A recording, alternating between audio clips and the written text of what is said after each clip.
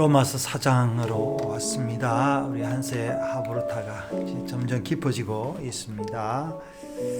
자, 본문을 잠시 한번 이제 볼까요? 네, 본문 한번 읽어볼까요, 집사님?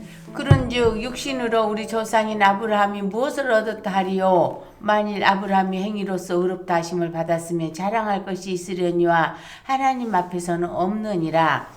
성경이 무엇을 말하느냐? 아브라함이 하나님을 믿음에 그것이 그에게 의로 여겨진 바 되었느니라.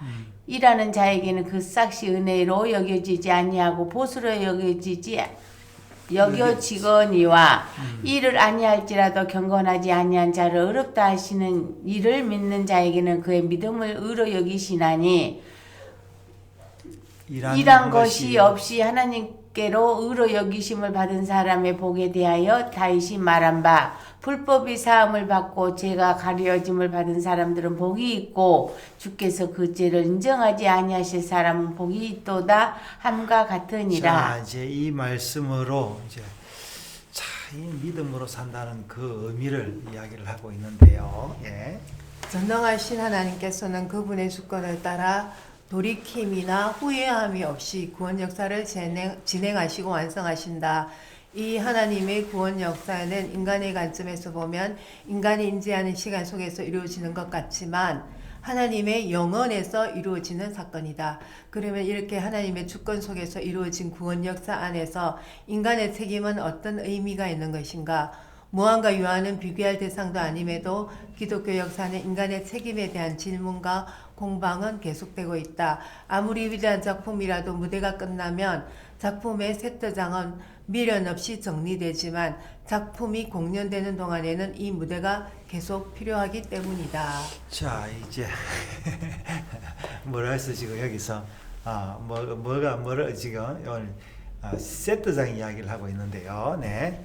성경 자체가 구원 역사의 무대 장치인데 이 무대의 가장 중요한 배경은 바로 유대 세계이다. 자, 우리 세트를 보고 있어요. 네. 성경은 유대인들을 통하여 이들이 사용하는 글로 기록되었다. 글로 기록된 성문 율법은 모세를 통하여 기록되었지만 모세보다 수백 년 전 사람인 아브라함이 이미 하나님의 말씀에 순종하고 하나님의 계명과 율례와 법도를 지켰다고 기록하고 있으니 성문 율법 이전에 이 율법이 구전을 통하여 계속되고 있었음을 알 수 있다. 이번 본문은 이제 모세가 율법을 줬지만 네. 이 율법이 모세가 준 게 아니라 아브라함부터 있었다. 예. 이번 본문은 하나님의 의에 대한 선포와 성경적 증언을 기록하고 있는데 특히 이 증언에 아브라함과 다윗을 출연시키고 있다. 아브라함은 성문율법 이전의 인물이며 다윗은 성문율법 이후의 인물이다. 이들을 통해서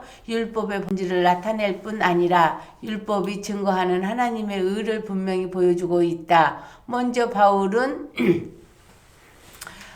로마서 1장 18절부터 3장 20절 통하여 아브라함이든 다윗이든 로마 교회는 오늘날 예수 믿는 성도이건 그 누구도 이들의 한편에 기록된 죄의 목록을 가리우거나 대체할 인간적 선이나 의가 결코 없음을 고발하고 있다. 자, 의인은 없나니 결코 의인은 없다. 그렇게 앞에서 이야기를 하고 있고요. 유대인들이 자랑하는 아브라함이나 다윗을 통하여 이들도 자신의 행위로 의롭게 될 수 없음을 강하게 증거하고 있다. 자, 이 당시에는 이제 지금은 우리가 이게 이런 교리나 이런 것들이 이제 별로 관심을 못 받는, 그 당시에는 이런 교리들이나 이런 것들이 굉장히 관심사였던 것 같아요. 아브라함의 경우를 좀 더 자세히 상고해보자. 아브라함이 의롭게 된 것이 그의 행위인가 그의 믿음인가? 성경은 아브라함이 하나님을 믿음에 그의 의로 여겨졌다고 했다. 그런데 창세기 26장에서는 성문율법이 아직 기록되지도 않았을 때에 하나님은 하나님의 계명과 율례와 법도를 지켰다고 증언하고 있다. 도대체 아브라함은 어떤 율법을 지켰다는 말인가? 또한 로마서에서 바울이 기록하고 있는 아브라함은 그의 행위가 아닌 믿음으로 의롭게 되었다라는 무슨 말인가? 계속하여 바울은 아브라함이 어떤 일함을 통하여 삭슬 받듯이 의를 획득한 것이 아니라 하나님의 은혜를 통한 믿음으로 의롭게 되었다고 했다. 자, 우리가 이제 자녀들이요, 부모한테 막 용돈, 우리 애들이 이제 우리 중이 있잖아요. 네. 막 용돈 안 준다고 싸우고 막 그래요. 예, 그런 거죠. 예. 결국 이 말들은 종합해 보면 아브라함이 율법을 지켰다는 것은 율법의 목적을 알고 은혜의 믿음으로 메시아 예수를 보고 믿었다라는 말이지. 율법의 조항들을 하나씩 안수하고 행했다라는 말이 아니다.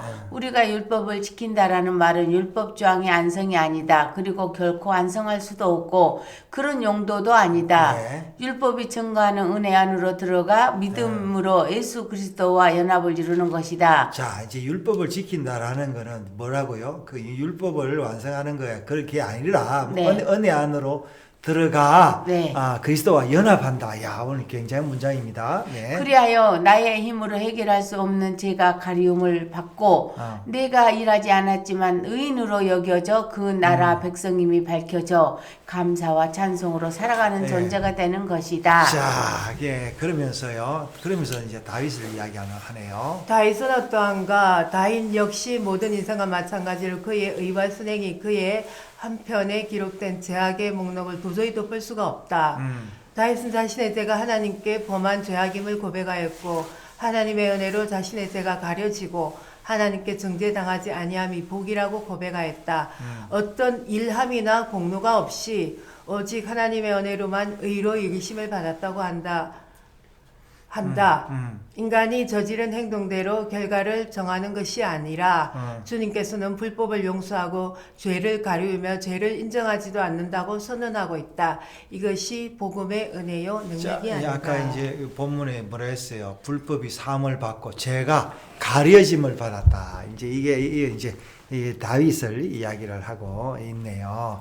이것이 이제 은혜고 그것이 이제 능력이다. 그게 우리 능력이 아니죠. 네. 예.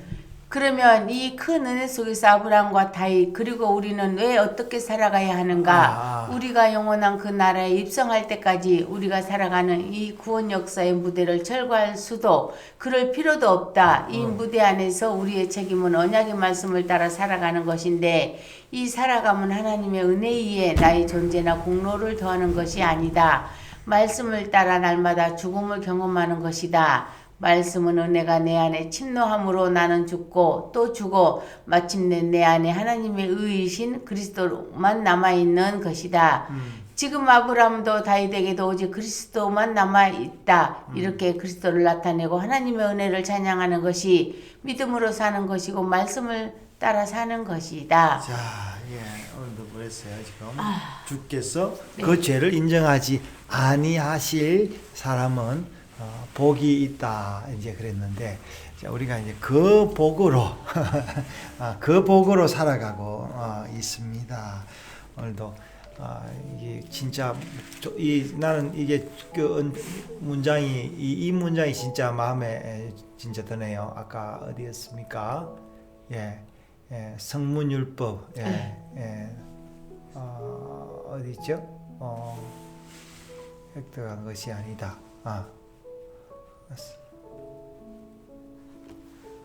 자, 여기서 이제 율법이 우리가 율법을 지킨다고 하는 거는 율법 조문을 완성하는 것도 아니고 우리의 행위를 완벽하게 하는 게 아니라 어떻게 해요? 그걸 통하여 증거하는 은혜 안으로 율법이 증거하는 은혜 안으로 들어간다. 이제 그 은혜 안으로 들어가면 뭐 하나? 신방 안에 들어가서 뭐 하는 거예요? 신랑과 신부가 사랑하는 거예요. 예수와 사랑하는 것이다. 자, 오늘도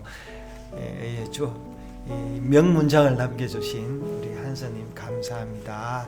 다음 장도 기대합니다. 다윗은 오실 메시아를 바라봤다고 하는데 아브라함 그런 이야기가 없잖아.